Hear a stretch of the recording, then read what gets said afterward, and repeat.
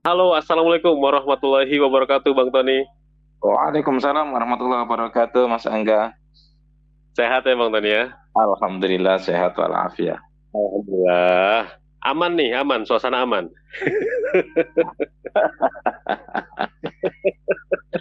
Jadi populer ya, baru Jadi sehari itu. populer. Ada aja ya gitu ya, kata-kata Pinter tuh yang juga bisa itu mencari ini tagline-nya itu. tagline. Ada beberapa hal yang ingin kita soroti, Bang Tony, di hari ini ya. Sebelum kita ke Jakarta aman, nah kita ke hal yang ini memang kalau kita menyoroti pergerakan ormas besar di Indonesia ya, salah satunya PBNU. Kalau kemarin-kemarin kan Muhammadiyah nih dengan BSI-nya, sekarang PBNU. Eh, ada satu tadi juga dibacakan tuh beritanya mengenai gelar Gus yang akhir-akhir ini untuk beberapa kalangan masyarakat menjadi sorotan itu Bang Hotman Paris Hutapea dikasih gelar Gus. Ternyata ini sudah lama juga ya Hotman Parisnya dapat gelar Gus ini, namun kembali mencuat lagi sorotannya ketika dia tampil di publik di Idul Adha kemarin itu seperti menasbihkan dirinya gitu ya.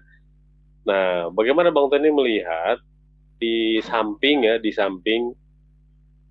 polemik juga muncul kan ketika bicara tentang Kiai dan Habib, masalah nasab. Sekarang juga ada istilah Gus yang sebenarnya di kalangan PBNU itu sesuatu yang terhormat gitu ya, tapi disematkan kepada orang yang mungkin kurang tepat. Banyak di tokoh-tokoh PBNU sendiri menyoroti hal itu.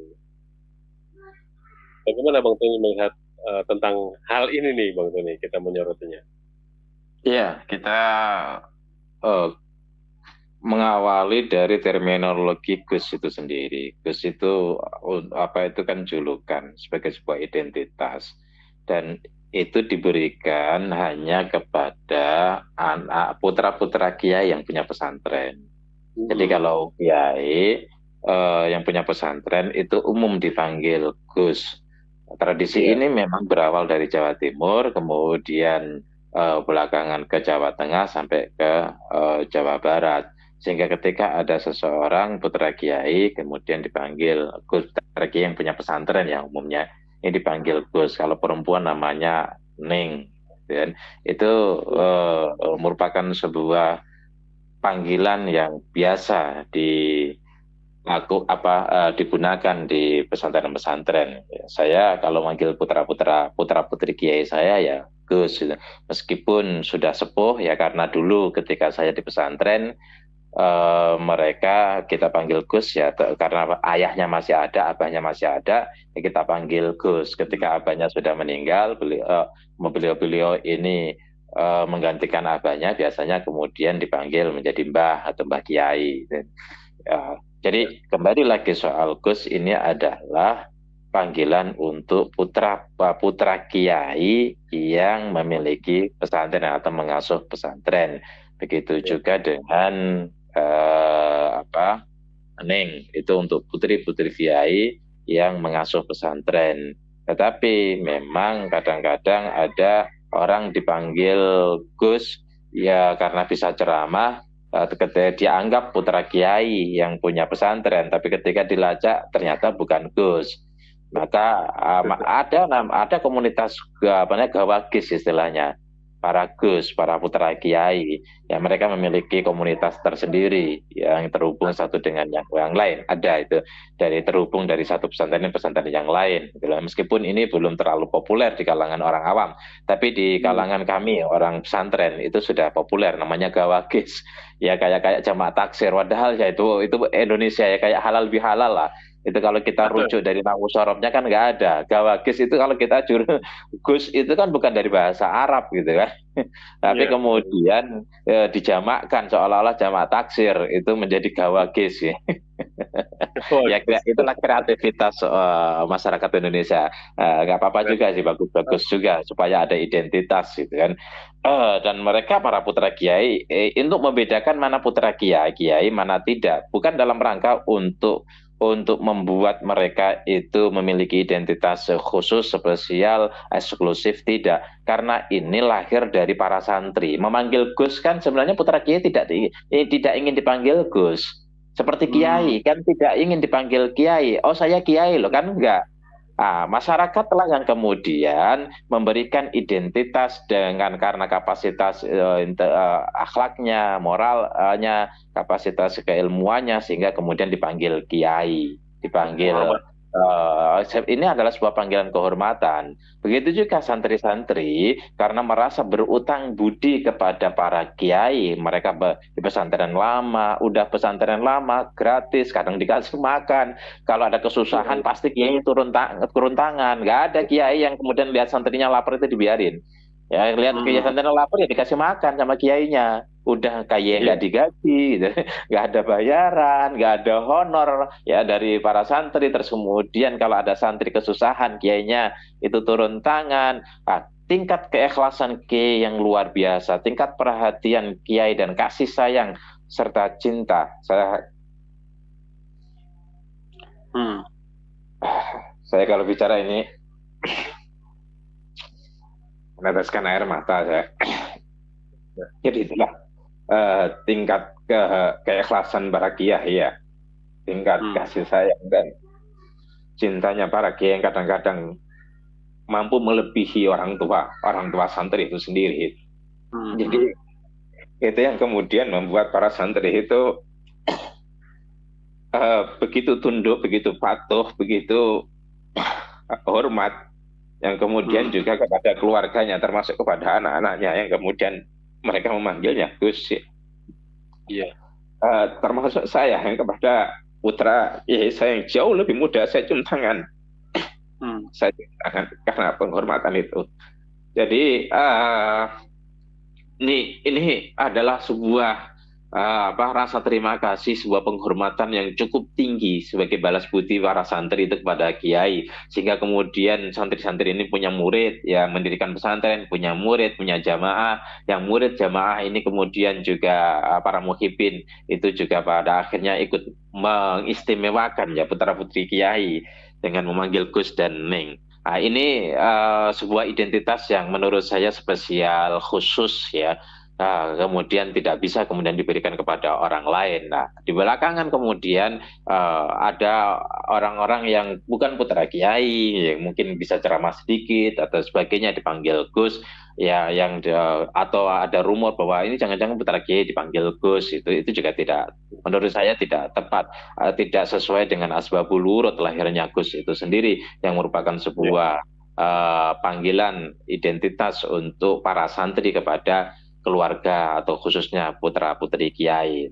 Kemudian terkait dengan Hotman Paris, ini kan sebenarnya khas dari NU. Kalau di pesantren Muhammadiyah ya Gontor, Gontor bukan Muhammadiyah, bukan NU, atau pesantren yang modern itu tidak ada istilah Darun Najah, nggak ada istilah Gus. Meskipun mereka dari pesantren yang lain, yang modern atau apa, bagi masyarakat NU yang berlatar belakang santri tetap memanggilnya Gus. Misal putranya Kiai Gontor, ya bagi santri Salafiyah mereka dipanggil Gus. Putranya Kiai Darun Najah dipanggil Gus gitu loh. Meskipun mereka tidak nyantri di sana dan tidak menjadi tradisi di dalam pesantren modern itu. Tetapi itulah rasa hormat ya para santri-santri salaf kepada putra kiai, di mana kiai ini punya kontribusi yang cukup besar ya bagi sebuah perkembangan Islam di Indonesia. Kemudian ketika Gus ini diberikan label identitasnya kepada orang Hotman Paris melalui katakanlah orang PBNU atau institusi NU, saya pikir perlu dikaji ulang. Yang penting begini menurut saya, mesti ada di dalam keputusan atau anggaran dasar dan rumah tangga siapa yang layak untuk diberikan Gus, gitu, identitas Gus selain putra kiai pesantren gitu. Siapa yang layak? Mesti ada standar. Saya pikir kalau itu dibuat standar, ya diskusinya, dialektikanya, kemudian berdebatnya di standar itu. Ya, baru kemudian kalau itu sudah clear, baru dipakai kepada untuk siapapun. Ya misal Iya, ada orang yang punya kontribusi besar, ciri kontribusinya kepada pesantren itu apa? A, B, C, D, E, layak diberikan Gus karena kontribusinya ini. Jadi tidak menjadi sebuah perdebatan ketika seseorang yang bukan lahir dari putri putra kiai pengasuh pesantren kemudian diberikan Gus. Perdebatan itu pada standarnya, perdebatan itu pada terminologinya. Jadi kemudian jangan berdebat kepada seseorang dikasih Gus ribut, seseorang nggak di Gus. Kenapa? Nggak ada standarnya. Bikin dulu standarnya. Kalau standarnya sudah dibikin, nggak ada lagi perdebatan. Perdebatan itu di standar, bukan di objek, ya. Bukan di objek seseorang yang menjadi atau diberikan identitas Gus itu. Inilah yang seringkali terjadi. Sebenarnya itu tidak berlaku pada Gus saja, berlaku pada semua hal. iya, Jadi iya. terjadi sebuah perdebatan ketika masyarakat tidak memahami standarnya. Kalau masyarakat memahami standarnya, ada standar, ya saya pikir masyarakat tidak akan ribut, tidak akan memprotes, tidak akan memperdebatkan. Kalau sekarang ada diperdebatkan, nanti ada Gus itu, Gus ini, ya almarhum Rizal Ramli pernah ngomong ke saya, ya Allah ya raham, beliau bilang saya itu dikasih sama dijulukan Gus, ya diberikan identitas Gus sama Gus Solah almarhum juga gitu kan.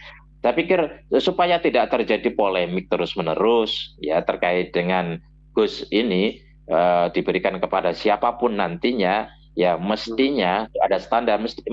Misal seperti doktor honoris causa, karena ada standarnya, ada regulasinya, maka Iya. kemudian tidak ribut diberikan kepada ini, diberikan. Kalau kemudian orang meributkan, itu kan tidak sesuai dengan standar yang ada. Kenapa dikasih honoris causa? Kira-kira gitulah.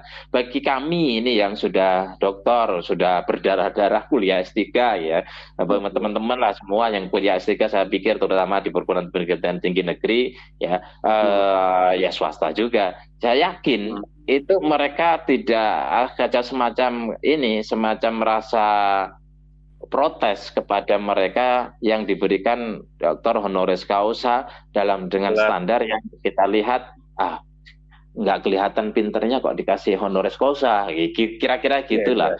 iya. Iya, Tidak punya teori, tidak punya referensi banyak, tidak bacaan bukunya tidak banyak, tapi kok kemudian diberikan itu pun ada protes di teman-teman akademisi, teman-teman yang memang berdarah-darah ketika mendapatkan gelar doktor di S3-nya itu loh. Apalagi ini iya. Gus gitu kan, ya janganlah kemudian menciptakan sebuah polemik yang berasal karena tidak ada standar yang jelas, tidak ada standar yang pasti, tidak ada standar yang terukur, yang sehingga kemudian setiap muncul narasi seperti itu akan menciptakan sebuah polemik. Begitu Mas Angga. Nah, Bang Isanuddin, maksud kami Bang Tony Rosid, yang juga perlu kita perhatikan dan ingat juga mengenai gelar Gus ini gitu ya, panggilan Gus. Ini ada satu jurnal yang sempat saya baca ketika panggilan Gus itu akhirnya digunakan secara melebar gitu ya. Panggilan Gus melebar digunakan karena simbol ketokohan dan juga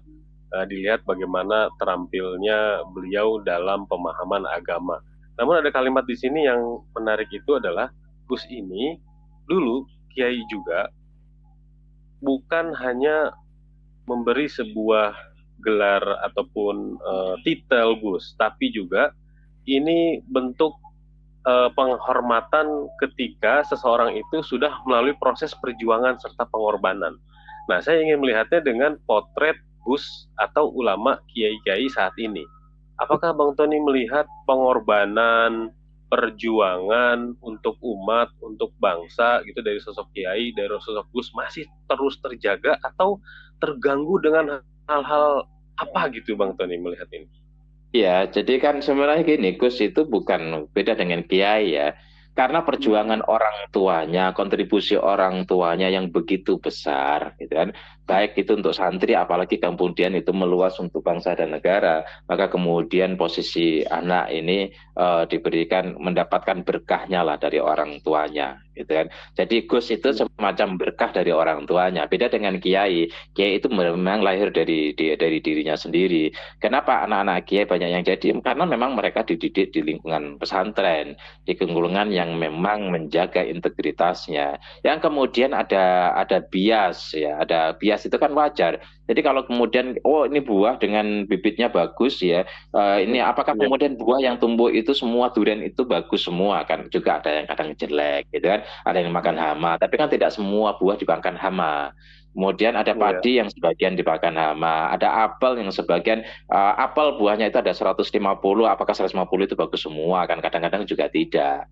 Itu yang mesti. mhm, Kenapa? Ada faktor-faktor hama atau faktor eksternal yang bisa menyebabkan itu. Yang kemudian tidak semua putra Gus itu baik, itu tidak juga. Gitu. Yang kemudian mhm, wajar kalau ada Gus yang putra Kiai yang kemudian ternyata tidak mengikuti jejak orang tuanya dalam integritas dan kapasitas, yang wajar kemudian orang lalu mencopot gelarnya itu. Ini kan identitas sosial. Ya bukan identitas negara, bukan identitas iya, formal, tapi identitas sosial yang sifatnya cair. Nah, kemudian orang tidak memanggil Gus karena ndableknya, karena belingnya, ya karena tidak punya integritas. Misalnya ada Gus nyari duit, terus ada Gus itu setiap mhm, pemilu ngurusak gerusuk, terus ya ada Gus yang setiap pilpres itu apa jadi ini, ada Gus yang jadi maklar kasus. Ya ada yang namanya putra Nabi aja. Nah, oh coba Nabi Ibrahim putranya itu bermasalah juga kan gitu. iya, Ya iya, bermasalah juga. Ada putra-putra Nabi yang juga bermasalah, tetapi kan kebanyakan putra-putri Nabi adalah orang-orang yang soleh, soleha. Nah, kalau mhm, kemudian identitas sosial itu tercabut dari orang itu, ya karena mereka tidak mengikuti jejak integritas dan juga kapasitas orang tuanya, ya saya pikir itu hal biasa saja, hal yang apa wajar-wajar saja gitu. Ya, jadi jangan kemudian Gus itu juga disakralkan, tapi juga tidak boleh Gus itu juga dipakai secara sembarangan, karena ini satu identitas yang mulia kemudian diberikan. Ya, ini dalam konteks santri. Santri itu hampir identik dengan orang yang terdidik secara moral, akhlaknya baik, yang terdidik secara keilmuan, keislamannya baik, nah, kemudian diberikan kepada orang yang notabene beragama non-Islam misalnya. Ini kan juga menjadi masalah yang serius, gitu kan. Ya kalau itu iya, kemudian iya, Gus, ya ada ini, ada orang yang bapaknya bukan Kiai jadi Gus, itu kan Gus KW. Apalagi kalau kemudian, tapi paham agama-agama dikit lah. Apalagi kalau kemudian orang tidak memahami agama sama sekali diberikan gelar Gus, saya pikir ini udah mhm, melenceng. Itu bisa mendegradasi upaya memuliakan para santri kepada para kiai dan para keluarga kiai. Nah, menurut saya tidak tepat. Kalau memang itu ada identitas Gus, ya buatlah WNU. Kalau Donald itu standarnya dari mana? Apakah itu sebuah analisis dia? Saya sah saja sih.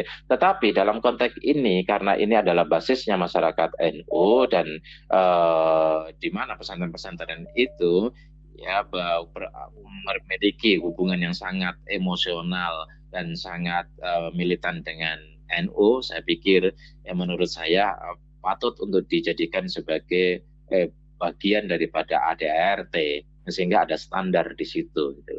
Nah, kalau toh mhm, tidak harus ada seperti itu, paling tidak ada keputusan bersama lah, ada fatwa bersama para ulama atau para pengasuh-pengasuh pesantren bahwa sehingga kata-kata Gus itu tidak menjadi pelecehan, kata-kata Gus itu tidak mhm, menjadi mendegradasi kemuliaan. Kata-kata Gus yang sudah begitu indah, begitu tinggi, ya tidak kemudian dipakai semaunya untuk hal-hal yang tidak pada tempatnya atau tidak semestinya. Ini yang menurut saya penting ya penting.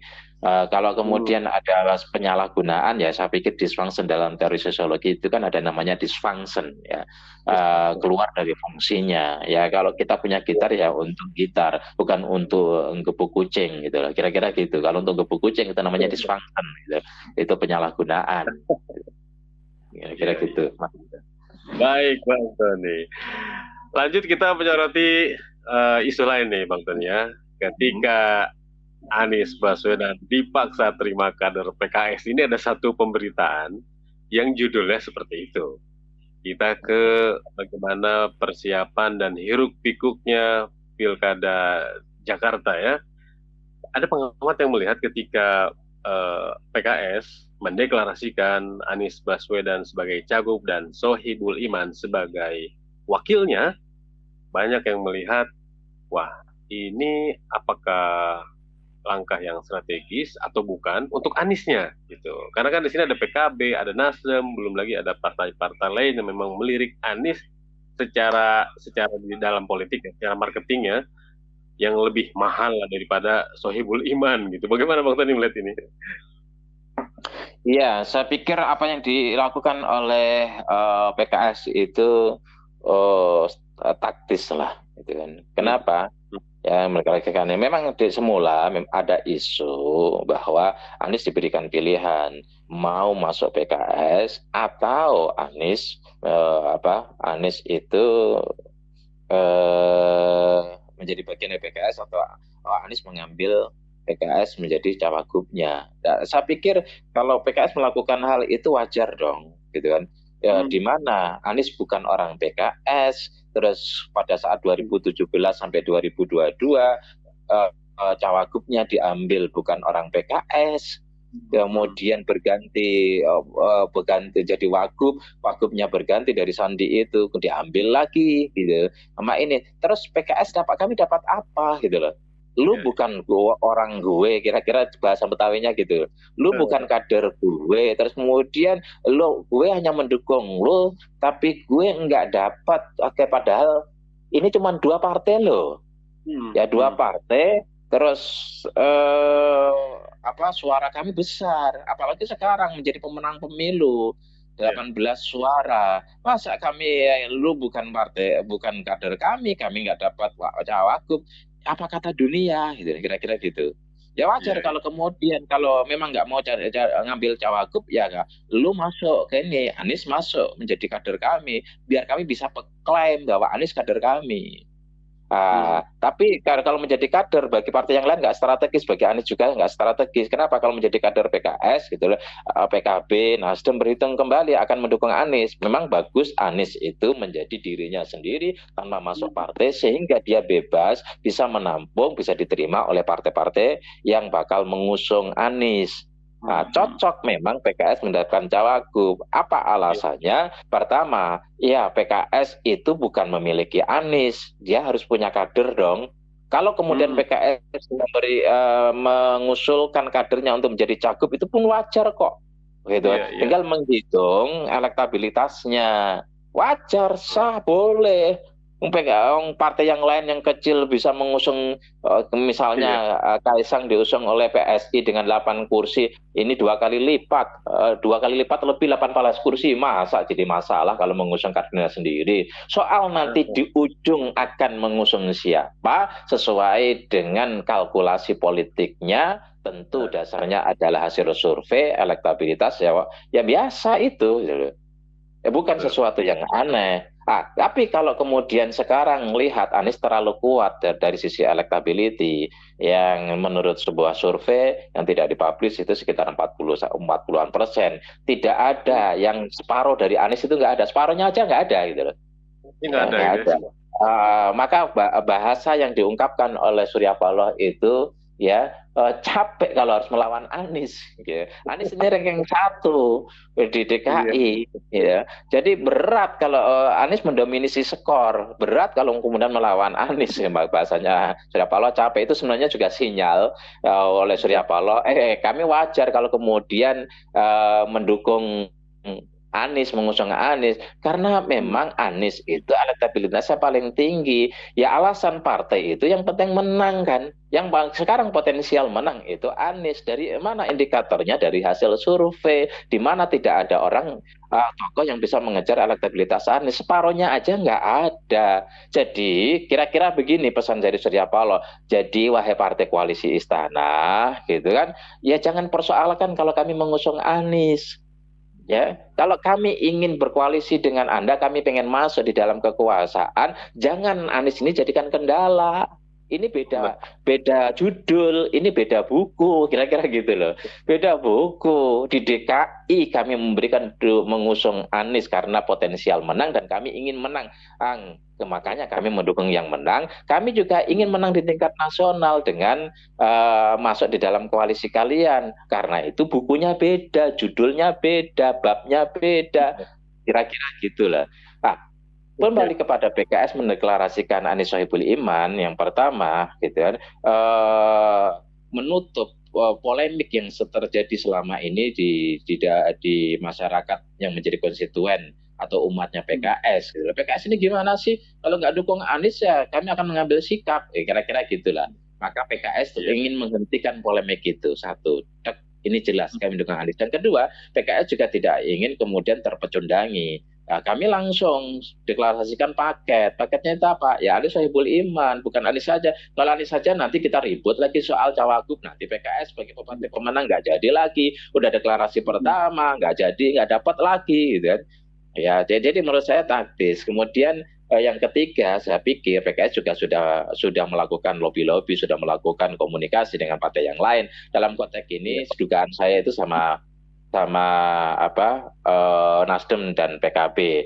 Artinya bahwa partai-partai itu sudah confirm mendukung Anies, akan mengusung Anies, makanya mungkin cuman soal timing saja, makanya PKS berani membuat sebuah keputusan untuk deklarasi pasangan. Di mana-mana deklarasi itu sendiri kalau sebelum ada tiket yang aman. Ya beda misalnya dengan PDIP pada saat Pilpres. Ya tiketnya aman, udah ada 20%. Wajar kalau kemudian PDIP deklarasi sendiri dengan pasangan, dicalonkan dengan ini Pak Ganjar dengan Pak Mahfud. Ya wajar karena tiketnya sudah aman. Nah, kenapa PKS tiket belum aman itu kok mendeklarasikan pasangan? Ini kan tidak biasa terjadi pada partai politik. Sebenarnya secara formal belum aman, tetapi secara informal saya pikir PKS itu sudah merasa aman karena berkomunikasi dengan partai-partai yang confirm akan mengusung Anies. Kok jadi aman ya? Bahasanya aman. Jadi padahal aman yang saya maksud ini bukan aman itu Anies sebagai beriman gitu loh. Tapi aman itu tiket aman. Nah, kita kan biasa membuat sebuah narasi tiketnya aman apa enggak. Kalau aman lanjut, kalau enggak aman perlu lobby lagi, perlu bernegosiasi lagi. Kan begitu. Aman kan kalau nggak aman ya. Ya, pintar juga nih PKS membuat bahasa aman. Jadi kita juga ikut-ikutan ketika bahasa aman. Wah, kayak dulu amin itu kan. Ketika orang sholat sampai kemudian mau diganti. Top. Ini kita perlu apresiasi. Ini top. Jadi kata-kata aman karena kata familiar, kata yang selalu dipakai di dalam setiap pembicaraan hari-hari. Ketika itu dipakai, orang ketika bicara aman, oh iya, Anies amin dong, Anies iman dong. Apalagi oleh aparat ya. Nah, aparat kan biasanya suka menggunakan oleh aparat gitu loh. Ya. Tapi yang perlu juga diwaspadai oleh koalisinya aman ini bahwa kita mengingat kembali pada Pilgub 2017 di mana terjadi kemasifan ratusan truk dengan sembako masuk ke gang-gang di warga, di mana ada money politik yang begitu masif, di mana ada upaya untuk mengendalikan oknum-oknum di KPUD dan Panwas, di mana ada sejumlah di putaran pertama ada sejumlah ya bukan 1, 2, 3 ada sejumlah TPS yang itu Anies Sandi pada saat itu yang nggak ada satu suara pun dan itu tidak mungkin terjadi. Dan buktinya apa pada putaran kedua suara Anies Sandi justru signifikan di situ. Nah ini kan berarti ada permainan. Hal sepanjang belajar dari masa lalu 2017 dan belajar dari Pilpres, maka aman juga harus waspada untuk mengamankan suaranya karena ini semacam kewaspadaan di mana kecurangan pemilu semakin hari semakin menjadi tradisi, semakin hari semakin canggih, semakin hari semakin luar biasa. Itu yang perlu kita lawan semua, bukan hanya aman, kita semua masyarakat sipil, kita semua rakyat Indonesia harus melawan kecurangan. Siapapun yang melakukan kecurangan itu, kita tidak boleh tidak peduli, kita tidak boleh abai. Kita siapapun, termasuk mereka yang misal golput sekalipun itu, ya mesti punya tanggung jawab untuk Indonesia ini memiliki cara-cara memilih pemimpin yang benar, cara-cara memiliki pemimpin yang konstitusional, cara-cara memiliki pemimpin yang sesuai dengan aturan. Ya kita itu tanggung jawab kita semua, bukan tanggung jawab paslon saja, bukan tanggung jawab partai pengusung saja. Ini tanggung jawab seluruh rakyat Indonesia untuk memastikan bahwa pemilu betul-betul jurdil. Betul. Anies Baswedan melalui media sosial sudah memberikan pernyataan juga menyambut dengan amat gembira komitmen PKS gitu ya untuk berjuang bersama kembali. Jadi setelah PKB dan PKS gitu ya, Anies juga mengatakan insya Allah akan ada partai-partai lain yang akan bergabung nih, akan ada partai-partai ya, untuk mengembalikan Jakarta menjadi maju kotanya dan bahagia warganya. Itu kalimatnya. Nah, sebagai penutup Bang Tony Rosin, kalimat terakhir itu kan seolah-olah ingin memberikan optimisme kepada masyarakat bahwa pemilu ini bisa loh membuat maju kota, bisa membuat bahagia warga kalau misalkan tadi dilakukan dengan yang benar. Penutup dari Bang Tenorsi bagaimana? Ya idealnya begitu bahwa setiap pemilu harus melahirkan seorang pemimpin yang baik. Ciri pemimpin yang baik itu adalah pemimpin yang punya integritas, yang punya kapasitas, memahami betul persoalan kota, ya persoalan wilayah yang mereka yang mencalonkan diri di wilayah itu. Oleh karena itu, mesti ada pertama screening bahwa ada fit and proper test kepada mereka, memanggil para expert. Mestinya ini diatur di dalam Undang-Undang Pemilu, memanggil para expert untuk menguji kapasitas mereka. Terus kemudian juga debat ini yang bagus harus disiarkan secara nasional sehingga masyarakat itu tahu isi otak daripada orang ini, orang-orang calon ini. Kemudian yang ketiga harus dipastikan prosesnya itu benar, prosesnya itu baik, sehingga masyarakat itu bisa memilih yang terbaik. Ya masyarakat bisa menilai, oh si A, si B, si C mana yang terbaik, bukan karena ada intervensi money politik, yang justru money politik itu pidana di dalam undang-undang pemilu, tapi ternyata karena saking masifnya, kan saking maraknya, yang sehingga tidak ada punishment, tidak ada kontrol. Nah, masyarakat yang kemudian harus memulai melakukan kontrol. Nah, memang kita sedih bahwa masyarakat yang bodoh tingkat kontrolnya akan rendah karena akan mudah dibodohin. Nah, kita sarjana 6% lulusan sarjana itu. Coba di negara-negara maju rata-rata yang sekitar 20%. Kalau masyarakat kita yang sarjana pendidikan tinggi 20%, saya pikir gitu kan tidak mudah orang korupsi, tidak mudah orang menipu, tidak mudah orang mengambil dengan mengambil aset negara, tidak mudah orang berlaku melanggar hukum. Kenapa? Kontrol masyarakat kuat. Sementara ini masyarakat berpendidikan jumlahnya kecil, yang banyak yang pragmatis, yang tidak pragmatis ditawari dua hal, surga atau neraka. Ya, kamu berkompromi dengan kami, kamu mendapatkan sesuatu, proyek atau apa. Kalau nggak kami berkompromi dengan kami, ya neraka, kamu mendapat intimidasi, mendapatkan kriminalisasi dan sebagainya. Sudah saatnya masyarakat bangkit untuk mendorong, ini jelang pilkada, mendorong lahirnya para pemimpin-pemimpin Indonesia di daerah-daerah dengan pemimpin yang ideal, memenuhi kriteria, yaitu integritas dan juga kapasitas, supaya Indonesia menjadi ke depan menjadi baldatun thayyibatan warubun ghafur lah. Tidak sampai ke situlah barangkali, tapi menjadi waruban ghafur lah. Artinya ada kesalahan-kesalahan yang itu tidak kemudian menjadi sebuah tradisi. Ya, dalam bahasa Islam itu kan ada yang namanya yang namanya fasek. Fasek itu ketika sebuah kesalahan itu dijaga bersama, dijadikan sebagai objek vital, dirawat bersama dan menjadi tradisi bangsa. Nah, itu udah bahaya, tidak akan menjadi warobun gofur, itu gak akan terjadi. Ya paling tidak ada kesadaran ke arah situlah. Gitu Mas Angga. Baik, Bang Tony, luar biasa dialog kita di pagi hari ini. Terima kasih atas percakapannya bersama pendengar pendengar Rasil. Semoga Bang Tony selalu sehat. Kalau kita jumpa lagi pekan depan ya. Baik. Assalamualaikum. Waalaikumsalam warahmatullahi wabarakatuh.